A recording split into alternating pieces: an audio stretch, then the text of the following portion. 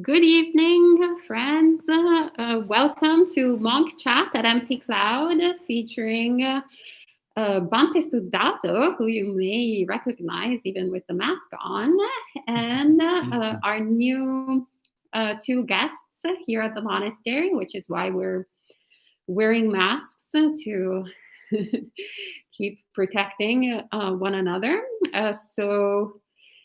We have to, my right, which is probably your left on the screen, I believe, Tan Gang. And to Bante's right, and I believe your left, no, you're right, anyway, somewhere. The other side. The other side, yes. Tan Santi, our venerable friend who has been residing at Temple Forest Monastery for the past years and is currently visiting Empty Cloud Monastery. So we're happy to have both Tan Santi and Tan Gang tonight. So you, as usual, you can ask questions and type them in the live chat. And Bhante Sumano and myself being Aya Soma, will read them out and ask your questions to the venerables. So welcome to Eleanor, Jens, Geeta, Alec, Robin, Mark, and Liz. Welcome. And welcome to all the other friends who are watching, and we only see as a little number up there. So whenever you're ready, feel free to enter your questions and we'll take it from there. Hello, Michael. Welcome. Welcome, friends. Hi, Denise. Good to see you. Oh, good friend. All right, Michael has a question. And Michael is asking, I just finished in the Buddha's words by Bhikkhu Bodhi. Sadhu, sadhu, sadhu. I said sadhu, sadhu, sadhu, not Michael. And now I want to start reading all of the suttas. Another sadhu, sadhu, sadhu. Where should I start? Any of the venerables would want to volunteer? Maybe let's ask Tan Gang. Actually, sutta, maybe can give him a better answer because about sutta, he's the master. I don't know about master, but what I usually recommend is after reading In the Buddha's Words, the next thing to read is the Majjhima Nikaya, the middle-length discourses,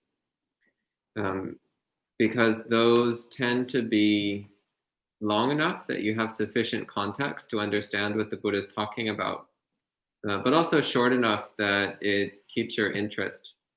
So the middle-length discourses is a great thing to read next.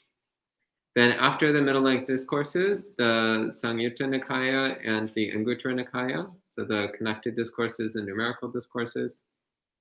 After you've read all of that, then you can read the Digha Nikaya and the short poetry books, Dhammapada, Udana, Itivuttaka, Suttanipata, Taragata, Tiragata. Those can all be saved for the end. So that's the order I normally recommend. All right, thank you so much, Bhante, and welcome also. I have a question for Bhante. What sutta like for work good for the practicing? All of them.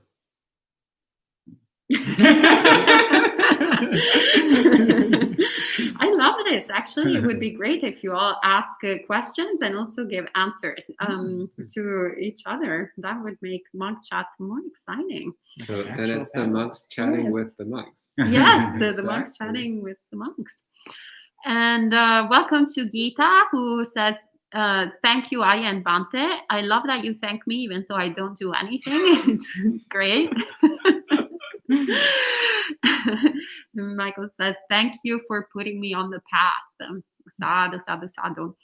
And maybe you want to take the next one? Sure. So we have a question from Eleanor, and Eleanor asks, can you talk about the differences between reincarnation and rebirth?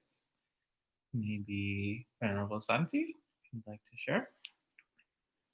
Well, in the Buddhist understanding, at least in the English-speaking world, we receive, we reserve the word rebirth for talking about what the Buddha taught. Reincarnation refers to the larger idea in several Indian religions of a fixed soul passing from life to life. The Buddha taught that we don't have a permanent, unchanging, fixed soul. And yet, mysteriously, there is still something that passes from life to life. And to refer to that, we use the word rebirth. That's the really simple breakdown. To understand the mystery of how we don't have a fixed permanent soul, but there is something that goes from life to life. Well, this is one of the great mysteries at the heart of the Buddha's teachings. And I think I'll leave that to Bhante Sudaso to explain.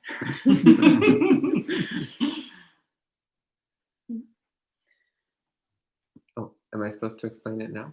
Oh, Yeah. Sure. One way that I like to conceptualize it is that it's like a snowball rolling down a hill. So as the snowball rolls down the hill, it's constantly shedding bits of snow. It's constantly dropping bits of snow behind. And it's also constantly collecting more snow as it rolls down. So that by the time the snowball gets to the bottom of the hill, it may actually be composed entirely of different snow than when it started. And yet you can see the track it took.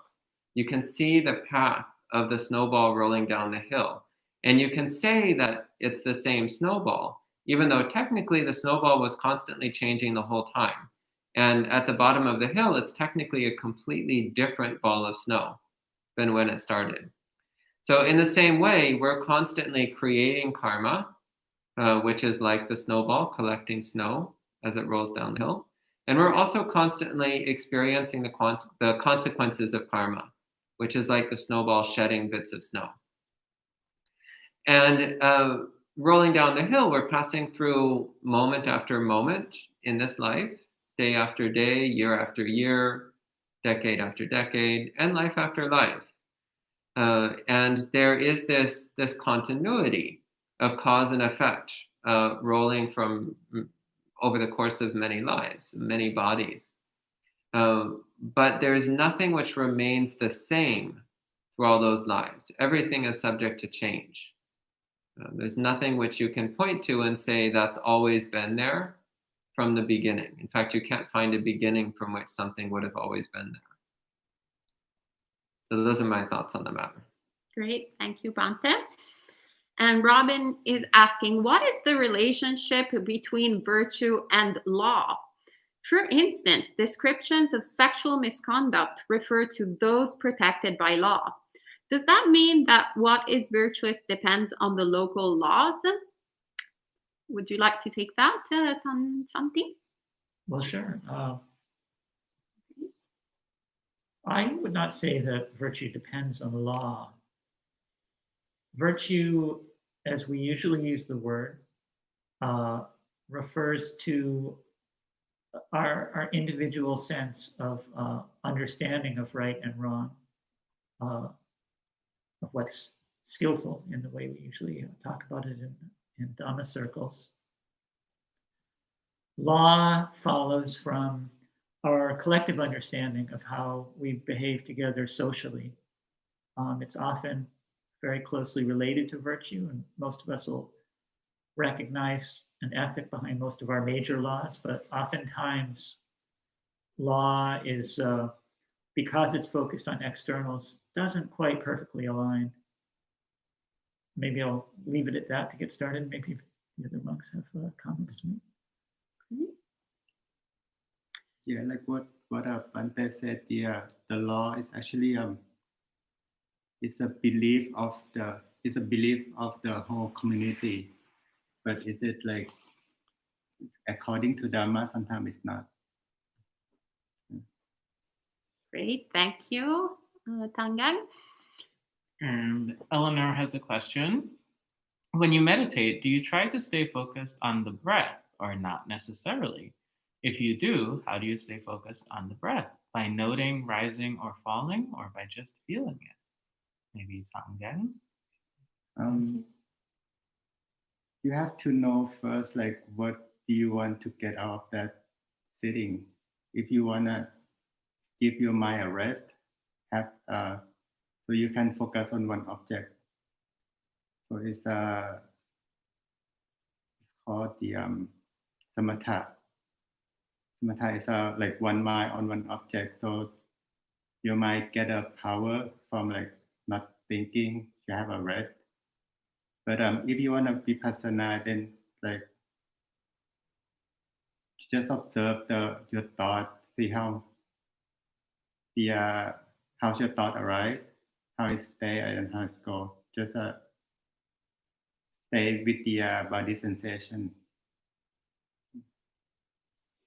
Wonderful. Thank you, Tan. And Bhavani is asking, Namaste. Studied in medical school for a few years. I have seen monks like Ajahn Pasanno moving on knees.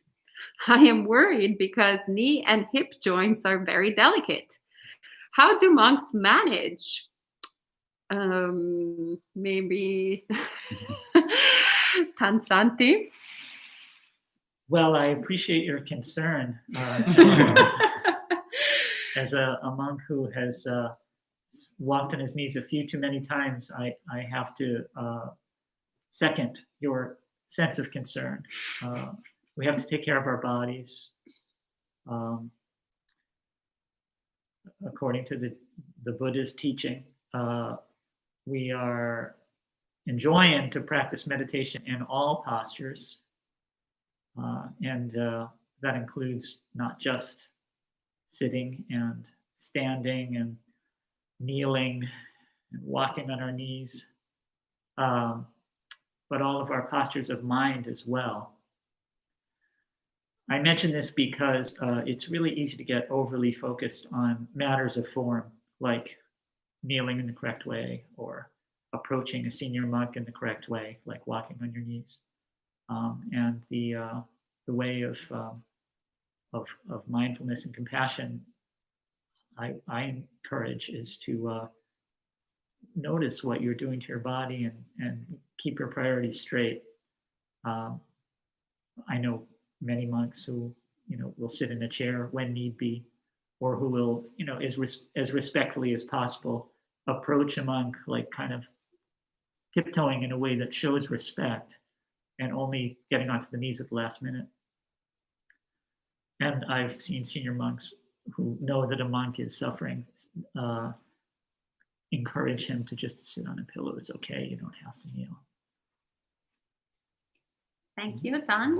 And maybe, I don't know if Tangang would like to add something. He perhaps has a different experience since he had lots of training since he was born, in Thailand. I wouldn't worry much about the body, because about the pain, because we already have the body. It's kind of like not useful to worry about too much, because worry could like lead to other like problems. Yeah, just accept that you have the body and the pains come with it. Just see the dark side of the body, and don't create another body. Sadhu.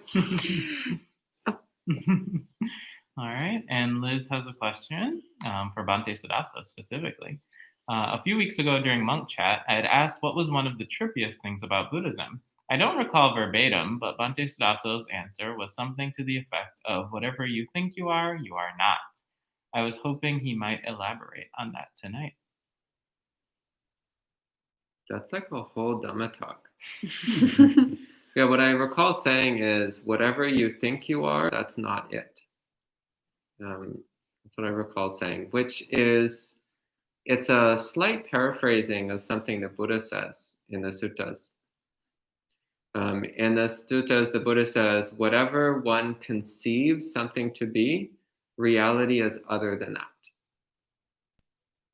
That's what the Buddha said. So in particular, in that quote, he's talking about the fact that our concept is always something different from reality. Our concepts are never a match for reality. But that also applies to our own mind. And the reason why I said this is particularly trippy is because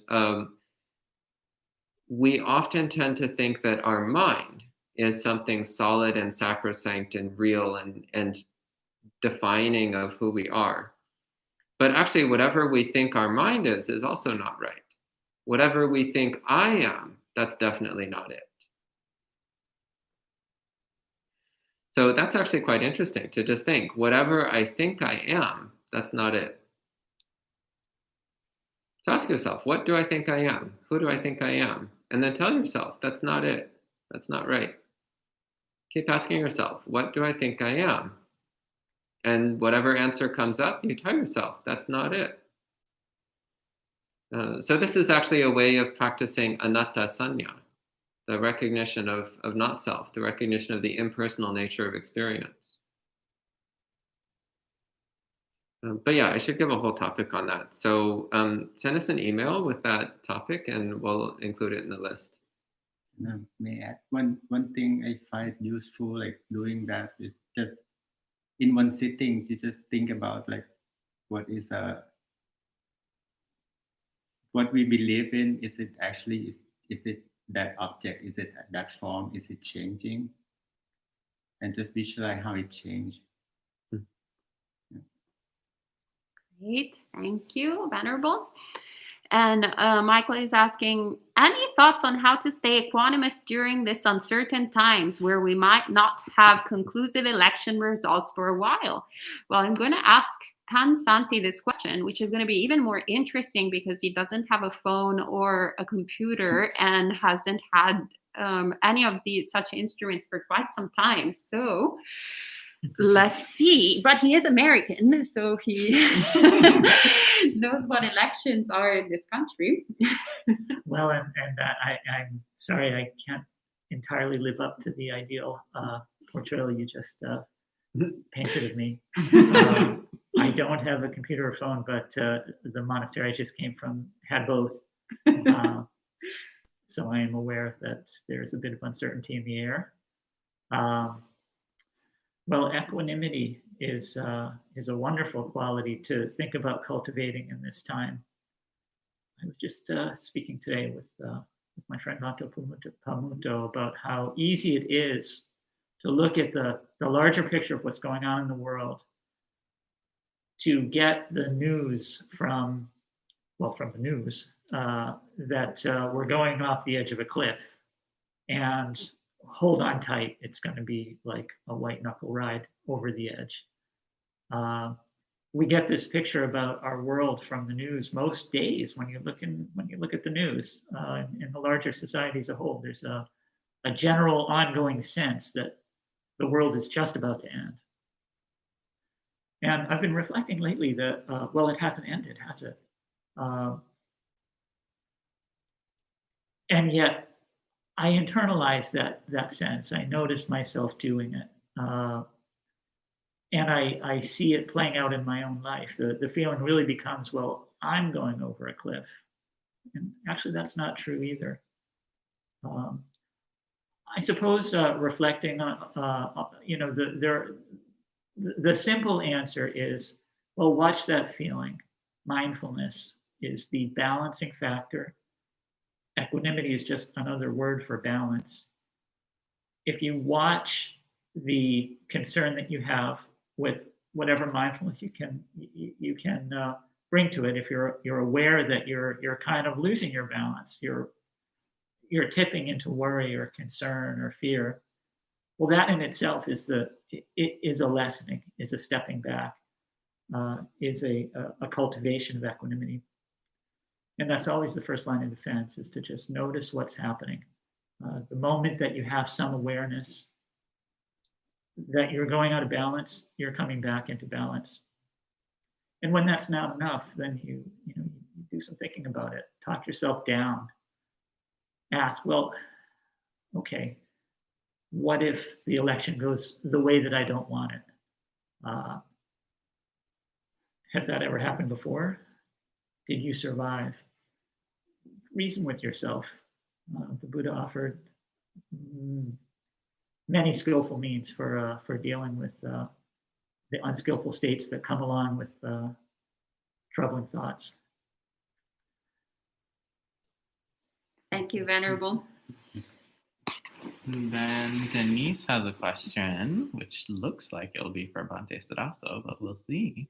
Is it okay for lay people to practice with all the Apanaka Dhammas, including Jagarya Nu Yoga? Yeah. Great. Maybe for... But if you have that kind of resolve, just become a monk. Like, I don't get this whole thing with lay people wanting to act like they're monks, but not actually become monks. And like, just do it. If you have that kind of resolution and determination, just do it. And you'll find it's actually natural. If you have that kind of inclination towards Dhamma practice, then it's actually harder to be a layperson because your mind is pulled in two directions. But if you become a monk, then suddenly you're only going in one direction, and you realize what a relief that is. If you're a layperson, then just be a layperson and live the usual meaningless life that lay people live, and then die. But if you feel this inclination towards strong Dhamma practice, then get thee to a monastery. Quit wasting time. Okay? If you could explain what Apanaka Dhammas is for Oh, people who may not know, including myself. Apanaka means incontrovertible or undeniable. Yep. Jagarya. Oh, that's dedication to wakefulness. Mm. By the way, I should point out that Jagarya Anayuto, dedication to wakefulness, it's commonly misinterpreted to mean only sleeping 4 hours a night, but that's not actually what the Buddha said. If you look at how the Buddha defined Jagarya Anayuto, he said, during the day, practice sitting meditation and walking meditation.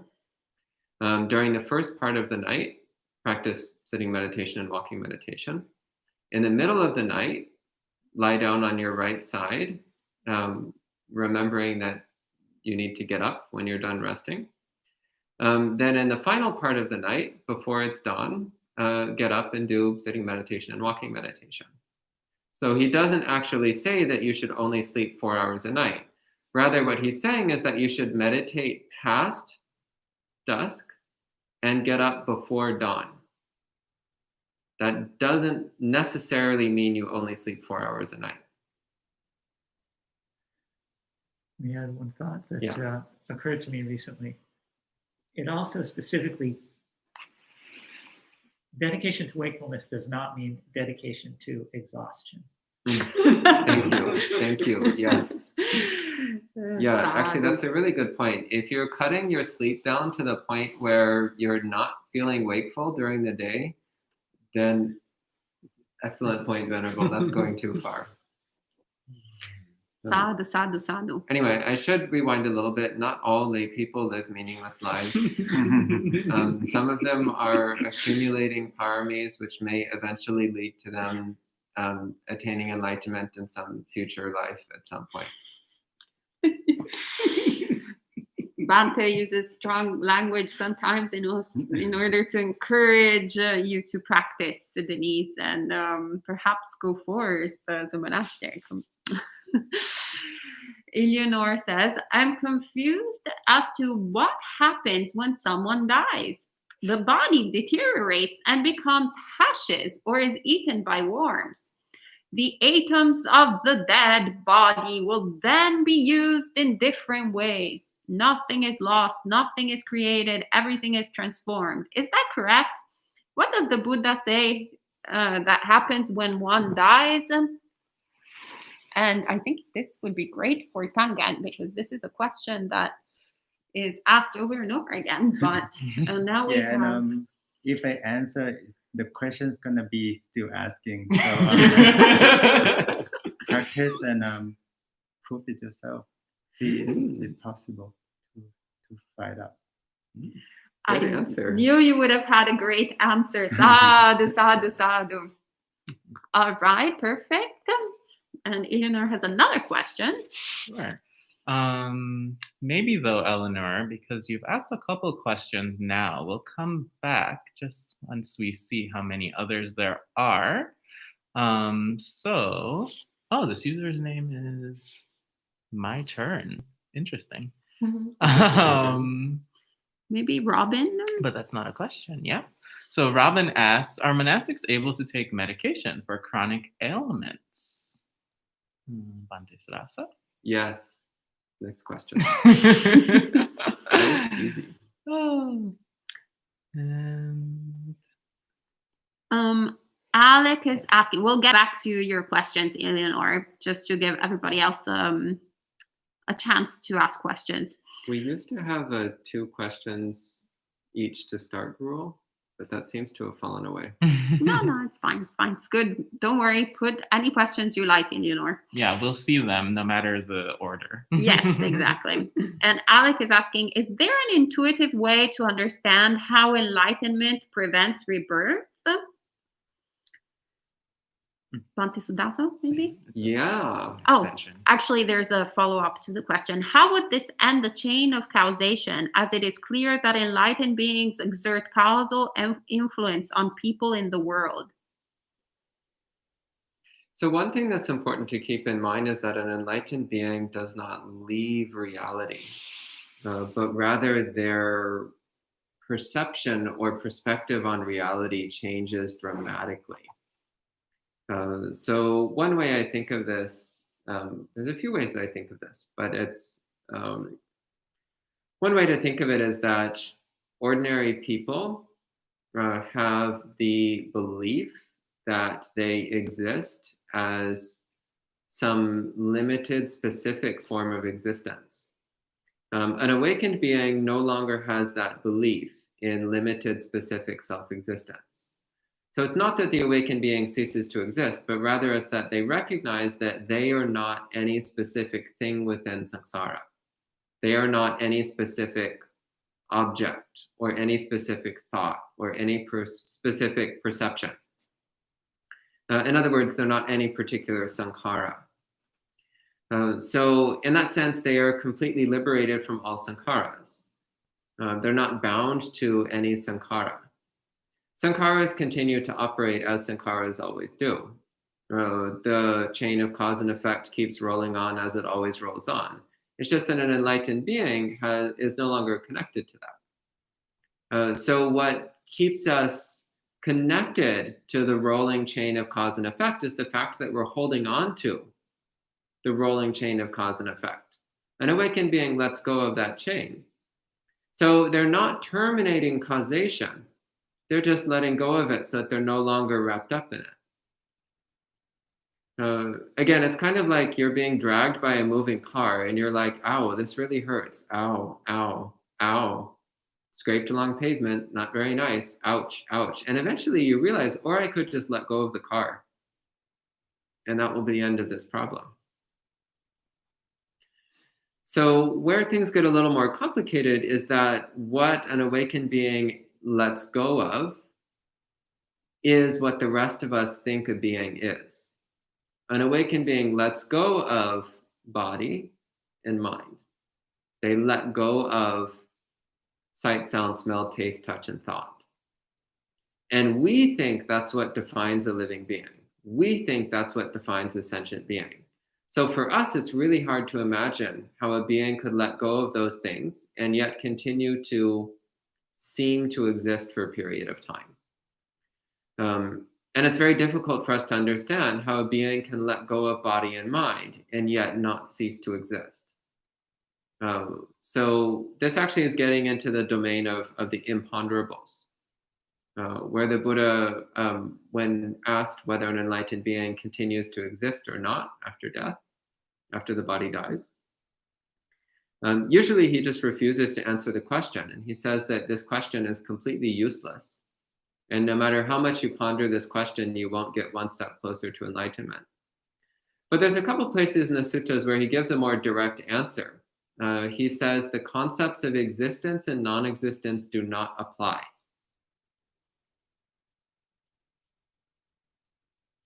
Which is also the way the Buddha talks about emptiness. So now we're starting to get a little bit closer. So what happens when a being attains awakening? Is it melting back into emptiness? and yet there continues to be the apparent existence of a separate being for the rest of us. So those of us who still see the world in terms of sankharas, there appears to be an ongoing set of sankharas, which we call an awakened being. But is that an awakened being?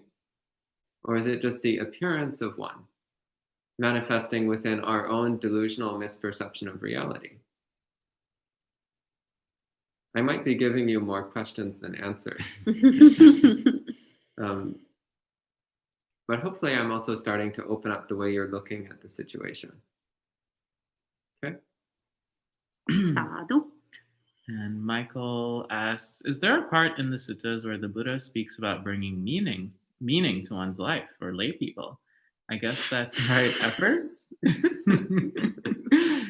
Maybe Tansanti, you'd like to share?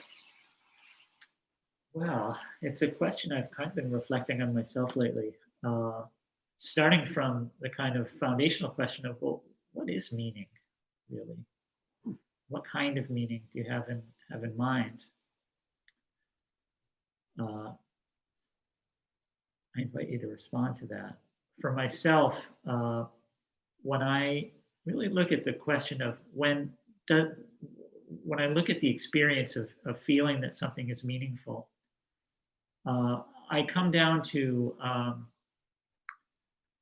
the awareness that meaning is a feeling. It's an experience of feeling. It has a particular complex of feeling that comes with it, and a sense of release, of it's like a question has been answered, and there's a satisfaction in it, and then the satisfaction fades, and there's a new question, and so I'm back on to, well, what's the answer to the next question? And I need some more meaning. So meaning is itself useful. It's a wholesome feeling when you find a sense of meaning, but it's also it's a part of the round. That's a reflection I've been developing lately. If you have a follow-up question that might help us focus more on what you're interested in, I'd be happy to speak to that. Thank you, Venerable. Can I just make a brief comment? Sure, absolutely. Develop the paramis.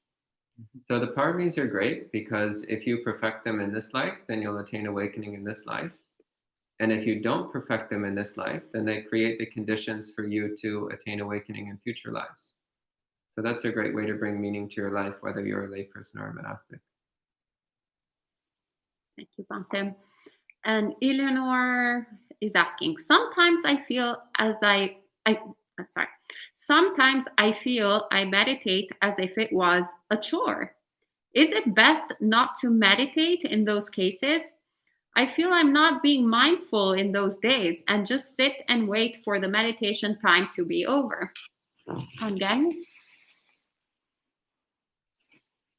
Can you repeat that again? The chore.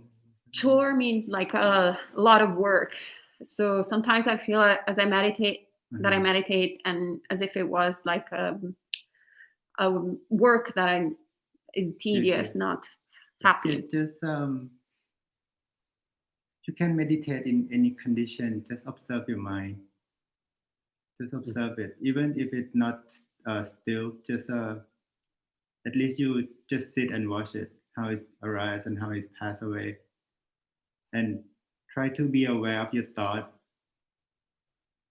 more frequent. If you're aware of your thought and you just know that it goes think by itself, and just be in the present, then you can see that the thought is actually it's not you.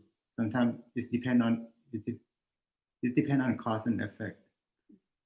Just see it like that. Sadhu? Can I share a quote from Ajahn Jayasaro? Yes, please. Yeah, he says, when you want to meditate, that's a good time to meditate. When you don't want to meditate, that's a good time to meditate. Thank you. And Alec asks, how far do monks take the precept of not killing? Would they do nothing if a monastery has a cockroach or termite infestation? Bhante Sudasa? No. Tansanti? I've answered this question a few hundred times, so we can It's pass true. it on to another monk. And how does that stance differ from Jainism? Well, I'm not an expert on Jainism.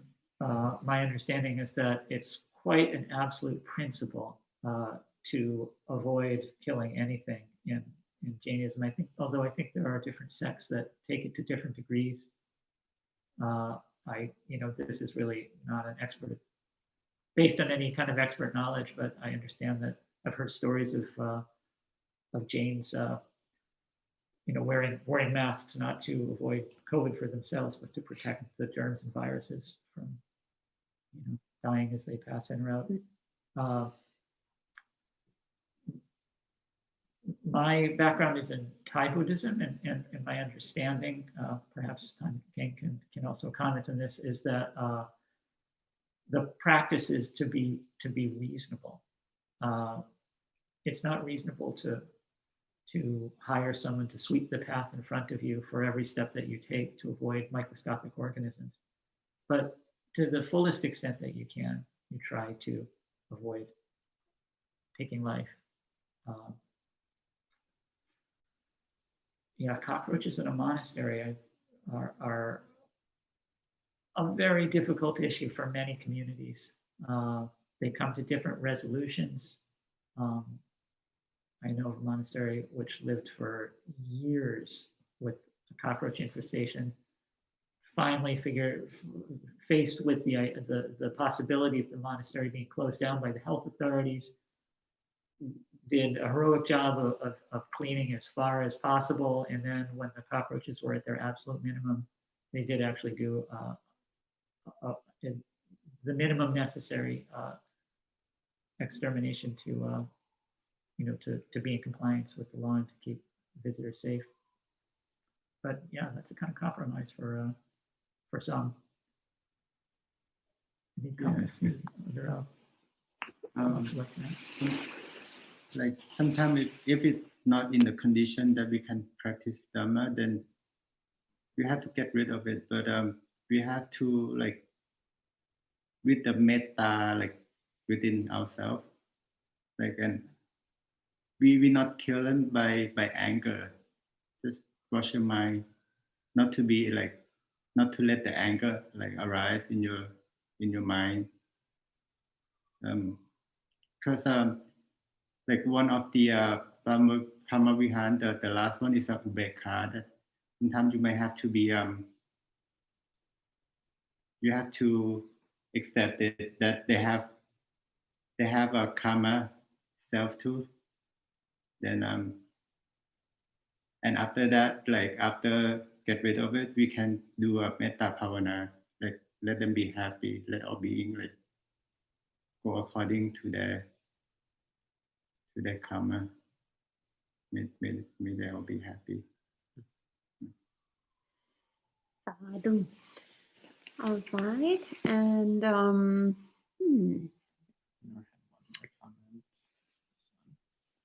and I think this is for Bantsudaso.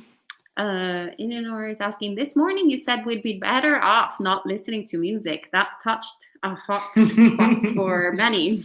That's because people are deeply attached to music.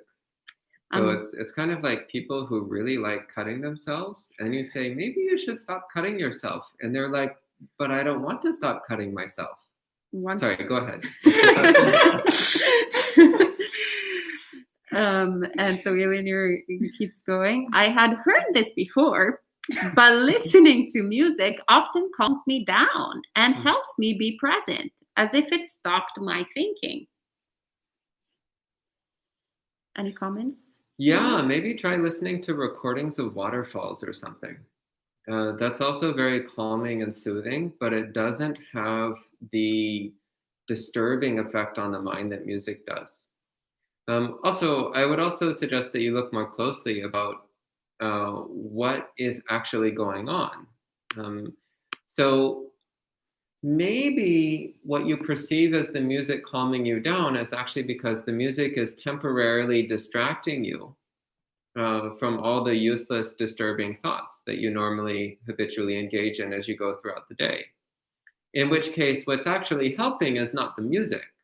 What's helping is that for a short period of time, you're putting down your habitual disturbing thoughts, which is one of the things that you learn through meditation practice. So I'd like to suggest that you might actually get much better results by doing some meditation rather than listening to music. And much better results also by practicing mindfulness all day long. Much better results by constantly restraining yourself from engaging in useless thoughts. Also watching how you engage with speech. The way we talk affects the way we think. What we read, what we watch, all of that affects our mental activity. So consider what you're doing throughout the day that's contributing to a noisy mind, such that you think you need music to calm down. Cultivate serenity within yourself. There's a very interesting piece of advice the Buddha gives in a number of places in the suttas for developing tranquility. He says, pay attention to the element of tranquility. And when I first read that, I was like, well, that's not very helpful. But then I reflected on it, and I'm like, actually, there's always a certain amount of tranquility available in the mind. There's always a certain element of peacefulness in the mind. It's just we normally don't pay any attention to it. And when we pay attention to the element of tranquility, it becomes stronger. Even when you think your mind is completely chaotic and disturbed and out of control, there's always an element of tranquility. Maybe not very much, but there's some. So pay attention to the element of tranquility and it starts to grow and become stronger. But don't get involved in listening to music again, because that's actually part of what's contributing to the pattern of disturbance in the mind, which is why you think you need music to calm down your mind. Again, it's kind of like a heroin addict or an alcoholic. They think, oh, well, when the tremors and the headaches are getting out of control, then I just go and I have a couple of drinks and it goes away. So it must be the drinking that is the proper cure for my headaches and tremors. But actually, it's the drinking every day that's causing the headaches and tremors in the first place. So also consider that. Maybe you think that music is calming down your mind, and maybe that's the temporary short-term appearance of things. But I would suggest that overall, it's probably contributing to the baseline mental disturbance that makes you think you need to calm the mind down in the first place. These are a few thoughts on the matter. May I add to it? It's actually, that's a good answer. And you can say that if you need to calm your mind with the music, like you still create a condition. You need the music to calm your mind. And think about it. Is it possible that you can have the music on like 24/7? If you can, then maybe better like to be calm without any condition. Sadhu. And Eleanor has a follow-up saying, thank you. I do listen to sounds of nature, but I don't see what's the difference between sounds of nature and, let's say, a calm classical music. I do agree that meditation is more powerful than listening to music.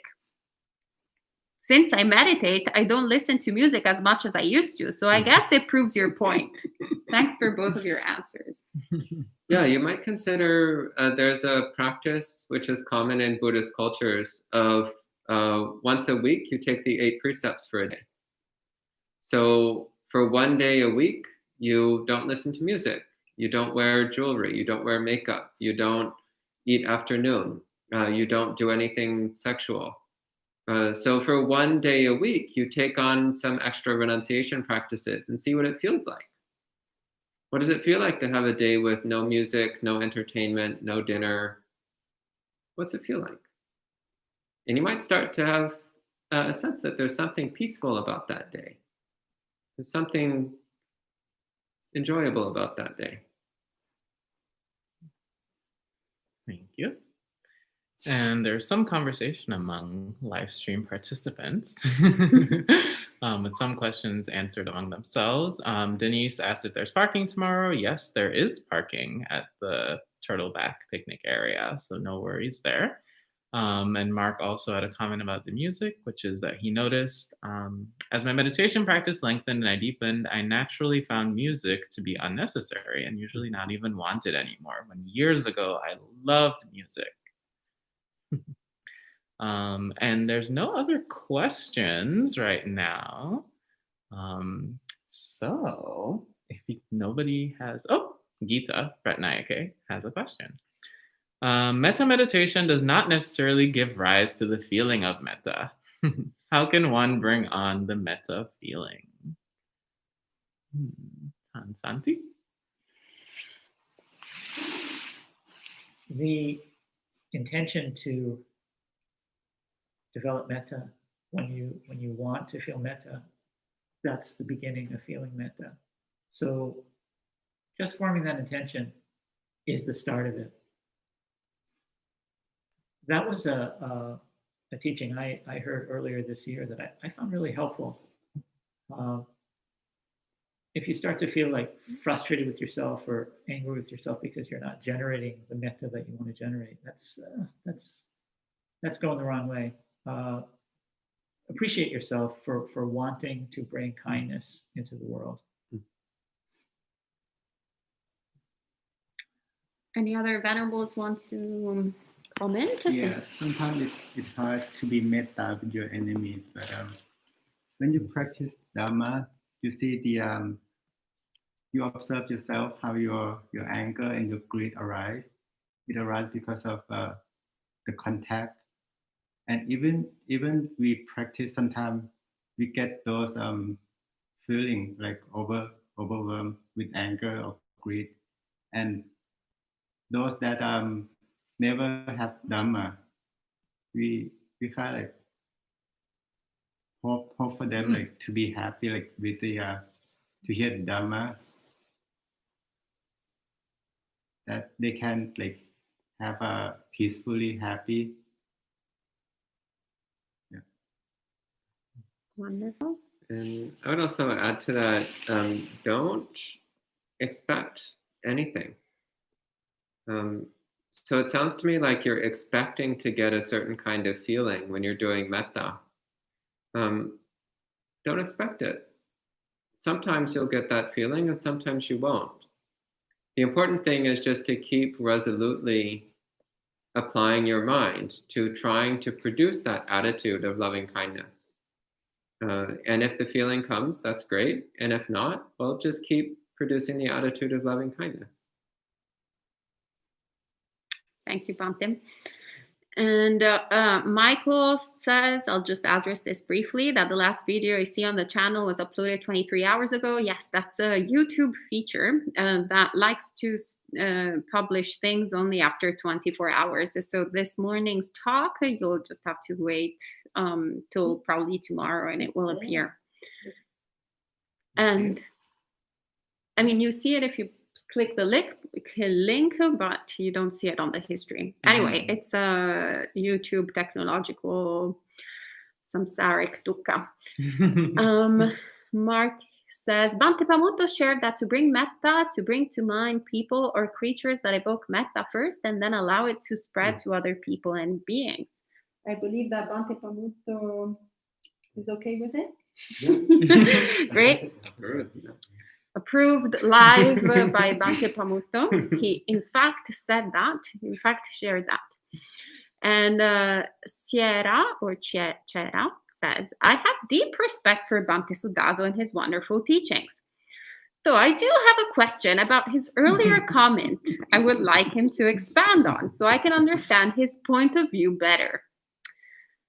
Regards to Bhante Sudazo's comment about lay people living a meaningless life and then dying.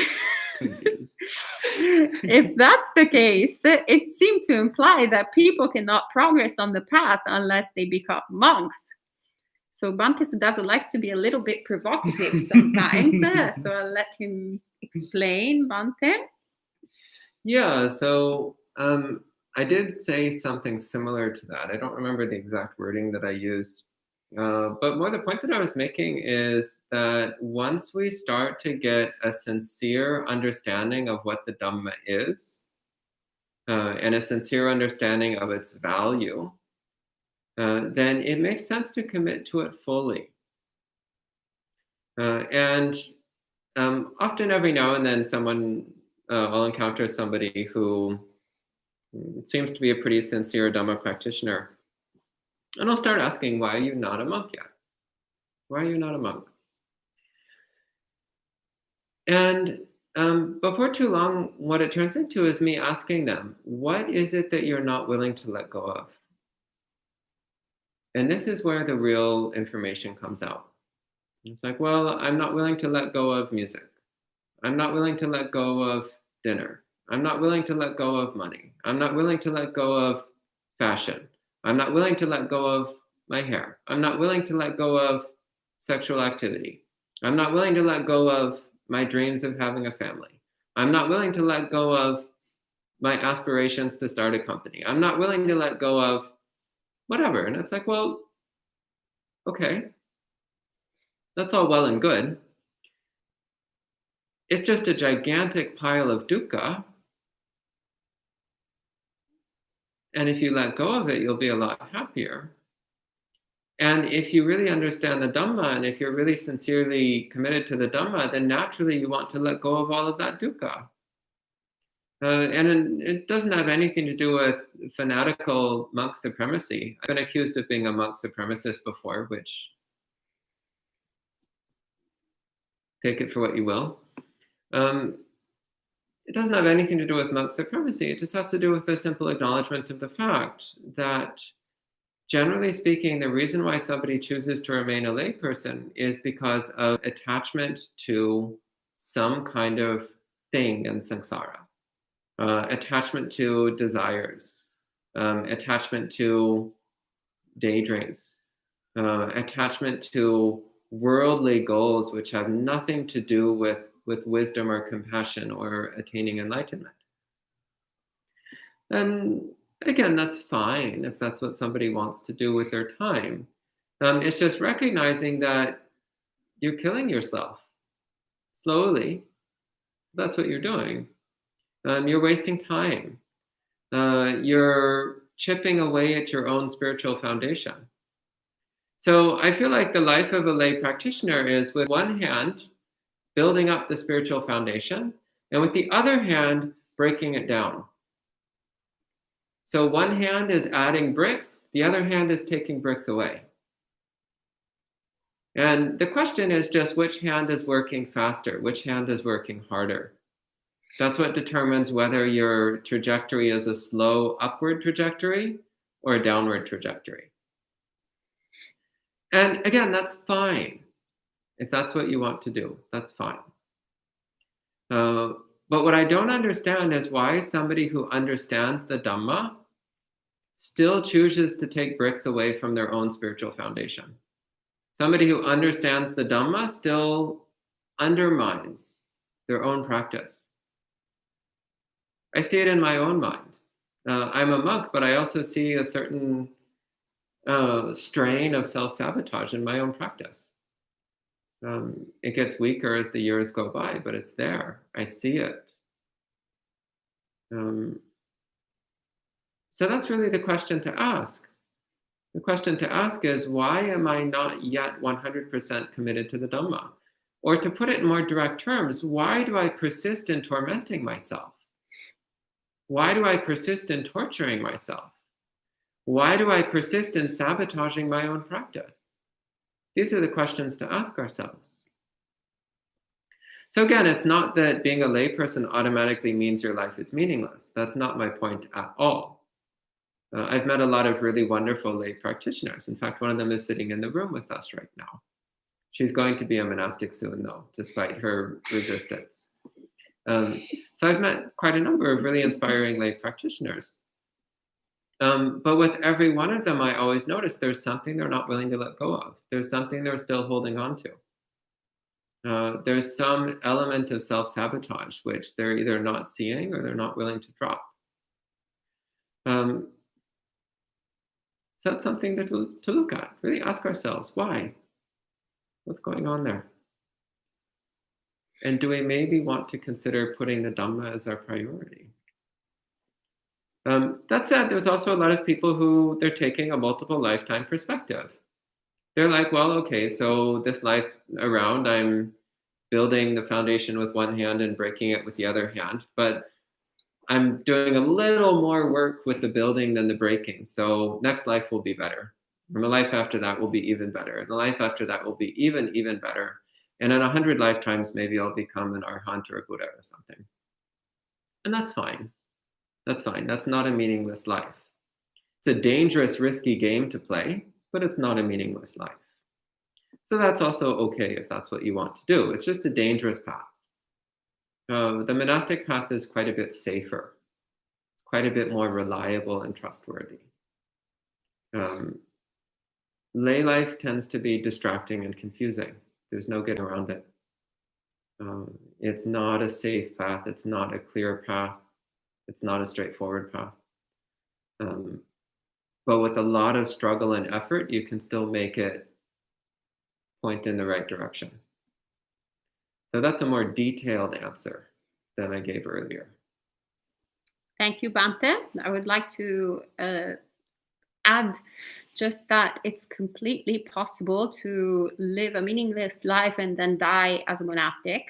Actually, there's numerous cases in the past 2,500 years of proving that point. So just wanted to clarify that sometimes that what Bante is perhaps pointing at is reflecting on our practice, whether we are monastics or lay practitioners, not much the form, but what are we doing in order to practice in accordance to Dhamma.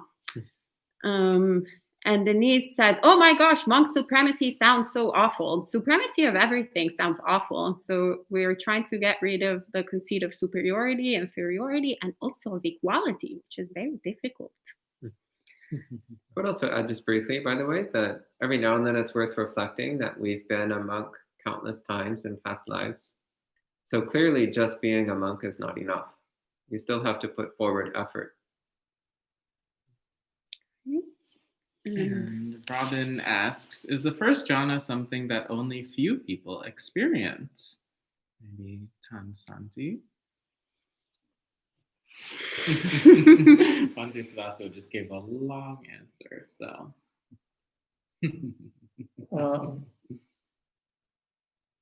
My own view is that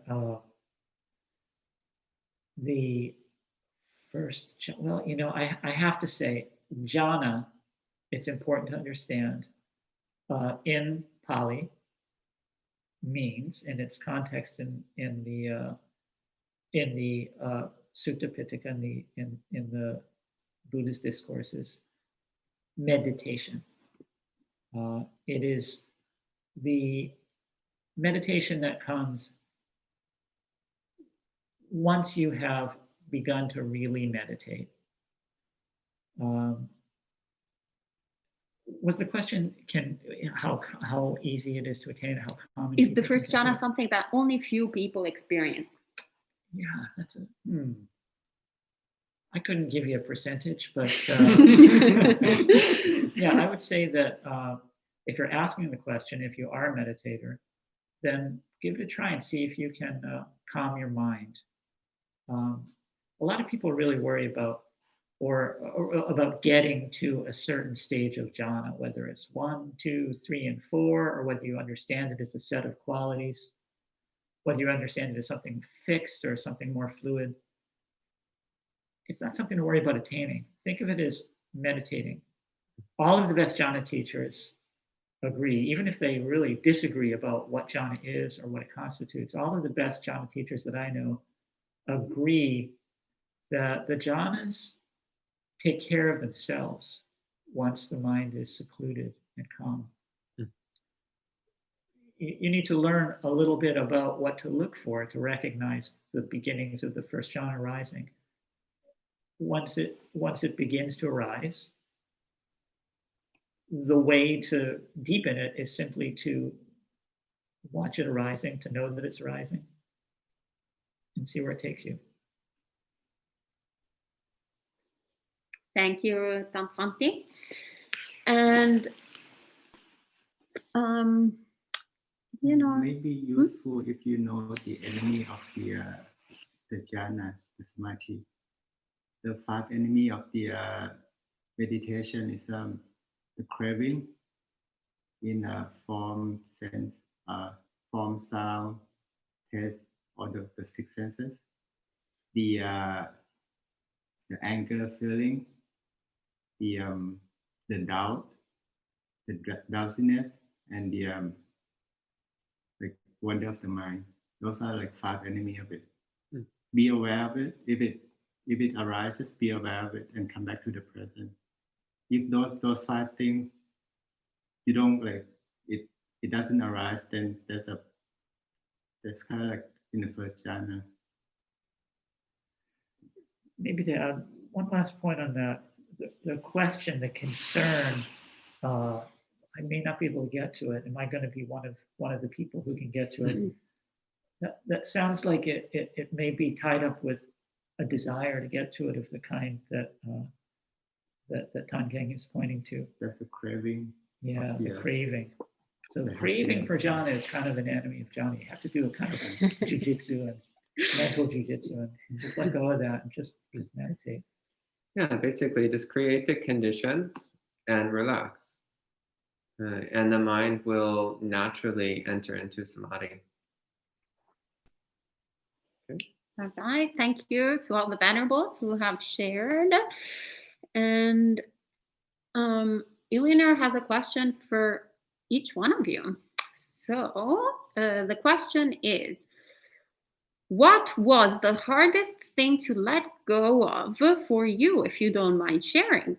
If you could all answer, that'd be great, but no answer is perfect as well. So maybe we can start from Tan Keng. What was the hardest thing to let go of for you, if you don't mind sharing?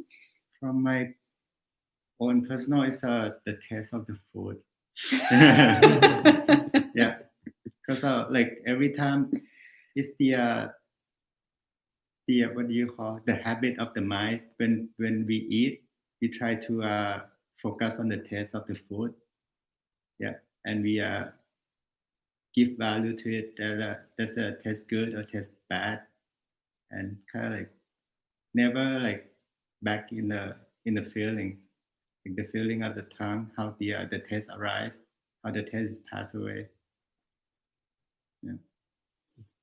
And if you have faith in Dhamma and believe that there's more happiness than like what you get from the 5 senses, from the outer world, like then you try like just let go of it and don't worry about like those happiness. It's kind of like low form of happiness. Sadhu. Bhakti Siddhartha? Grumpiness.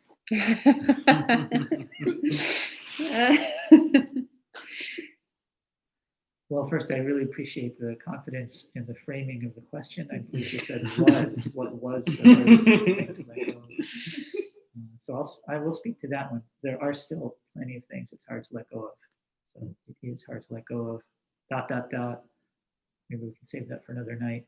But for me, before becoming a monastic, it was definitely romance. Yeah, that was hard. But once you let go of it, it's actually great. Yeah. I actually thought that too. I thought that the session is gonna be a hard part, but like if you meditate on core for like for a while, then your mind kind of like detached to those things naturally. Sadhu, thank you so much for sharing, venerables. And then Alec has a question.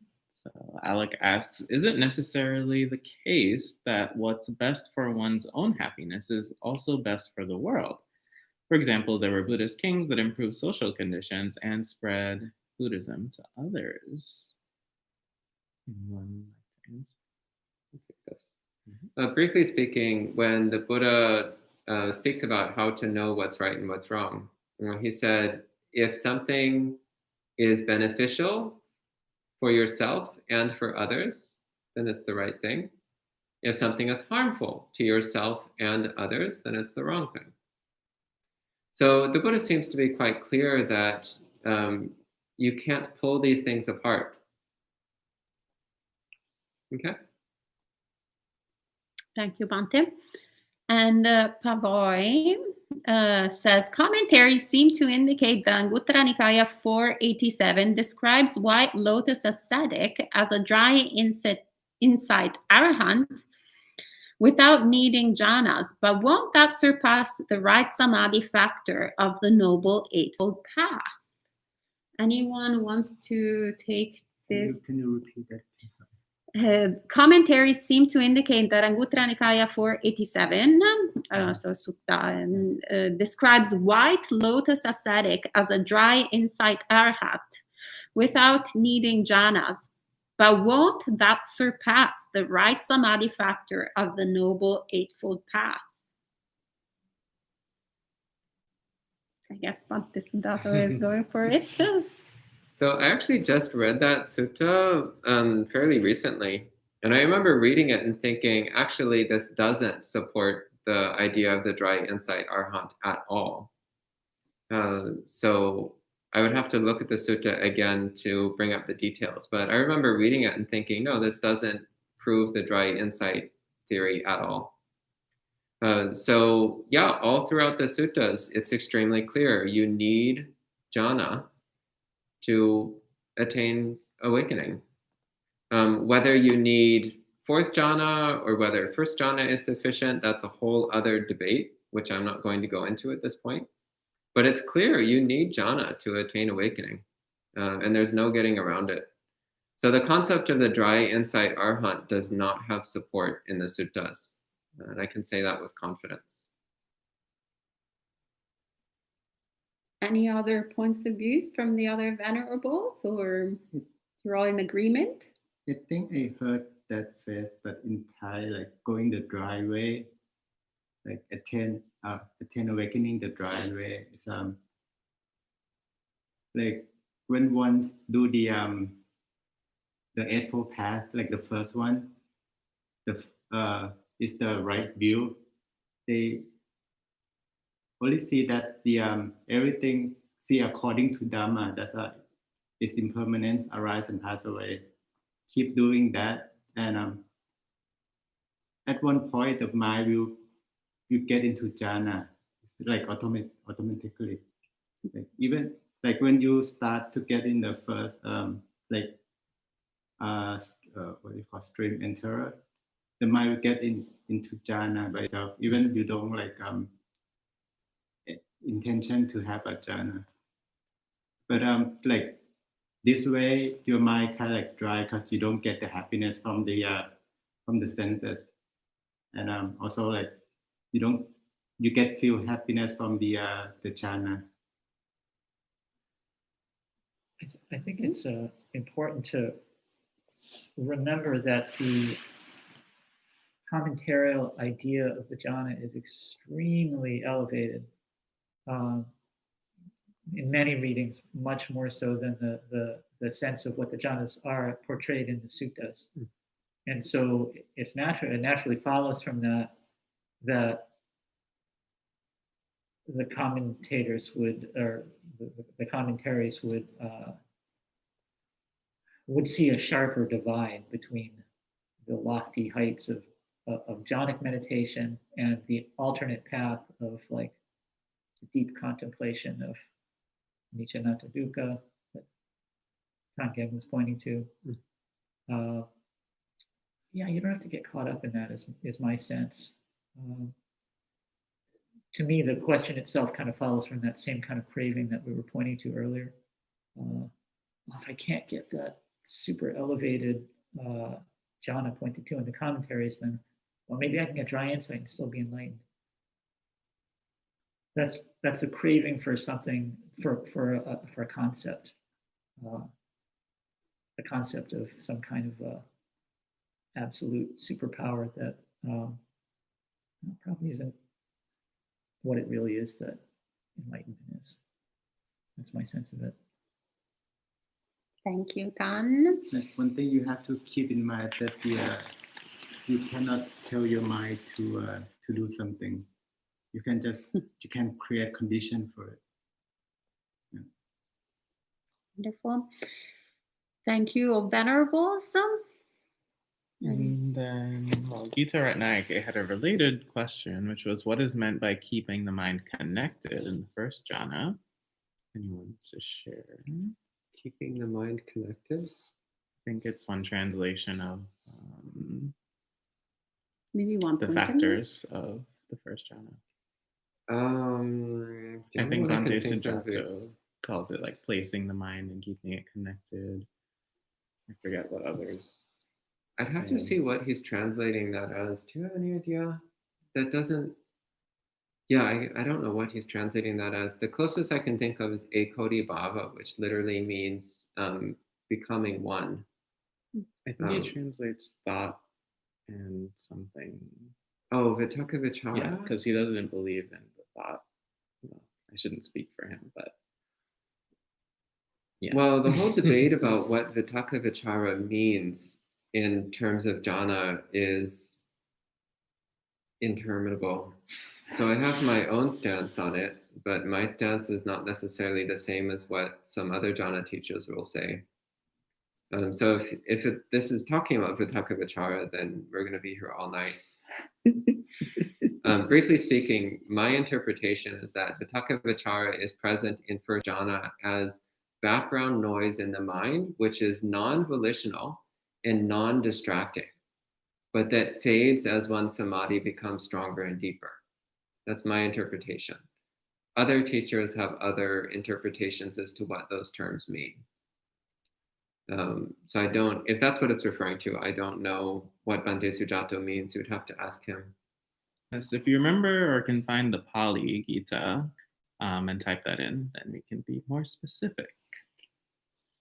All right. And Robin says, thank you. To clarify, it wasn't clear to me from what I've read and heard whether jhana is the kind of thing that only a handful of people experience at any point in time, or if it's more common. I would actually say that anybody can attain jhana. But I would also say that most people don't. Because they don't try to. Exactly. Exactly. And also because attaining jhana requires quite a bit of letting go. This is something which Ajahn Brahm is, in my opinion, he's one of the best contemporary jhana teachers, even though I don't agree with him 100%. He says that the most critical factor to attaining jhana is letting go. And ultimately, people like to hold on. And that's why they don't reach jhana. It's also why they don't attain enlightenment. Okay.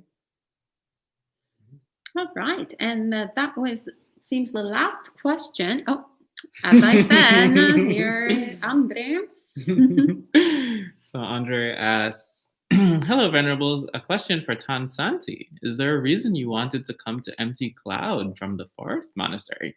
Are you planning to go back to the forest monastery again, or do you prefer the city monastery? Oh, that's so cute. You call this a city monastery. We refer to ourselves as the suburban tradition. Yes, we're definitely not in a city, but we're not in the forest either. Yes, so we are, instead of the Thai forest tradition, we're the American suburban tradition. Well, it's actually a pretty common practice in Thai forest Buddhism for monks to, during the 5-year period of our initial training, which all monks go through from the time in Buddha. It's called the period of dependence, when a monk is formally in training to be an independent monk after 5 years. It's really common during that time, and in my particular the tradition that I started out in, it happens after the 3rd rains retreat, which I finished a few months ago. It's common to go to another monastery and see how they practice there to get a broader sense of how the Dhamma is practiced by monastics outside of the monastery where you've been cooped up for 3 years. And I heard about Empty Cloud through friends, mainly through my good friend Dante Pamuto, as a place that was full of the wonderful energy of a new undertaking in the Dhamma, where a lot of really interesting ideas are being worked out as far as how monasticism can make sense in our continent, North America here, modern society, modern culture, and I just wanted to check it out for myself. Great. Thank you, Tansanti. We're very happy that you have joined us here, as well as Tangang. We're very happy that despite the pandemic, we are still able to have visiting monastics come here. So Tansanti actually just arrived yesterday. So I guess it's too early to ask him about future plans since, well, we always try to focus on the present plans. I'm trying to stay in the present, but I'm very grateful to be here. And it's been a wonderful first full day at the monastery. So thank you to all of the community and thanks to our supporters. Thank you. All right, and I think that is really all for tonight, unless whenever I say those words, something else pops up. So maybe 3, 2, 1.5. All right. I think that's all. All right. Goodbye to all the friends. And hello also to Helena that just appeared to say goodbye. She was watching all this time. All right. So we can end the evening with 3 sadhus. Sadhu, sadhu, sadhu.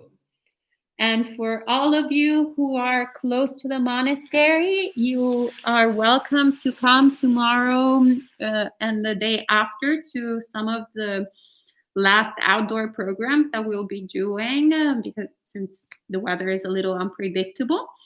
So we'll have a hiking and meditation retreat both tomorrow afternoon and on Sunday afternoon at the South Mountain Reservation, very close to the monastery. So you're welcome to join us there. And we'll be practicing during the weekend, during the afternoon. And actually on Sunday morning, we will also be inaugurating here at the monastery a nice statue of Guanyin Bodhisattva, Bodhisattva of compassion that we all need a lot in this world. So if you're here, if you're close by, we would love to see you here. And we will resume the live streams next week, whether you will live close to the monastery or you don't, will still be online. And it looks like next week you'll have an intensive Ayasoma week because the rest of the monastics will be on retreat. So we're taking turns. So if you have any questions for me during monk chat next week, apparently I will be alone unless another venerable appears. All right, so have a good rest of the evening or morning if you're on the other side of the world, and we'll see you next week or this weekend. Goodbye, good night.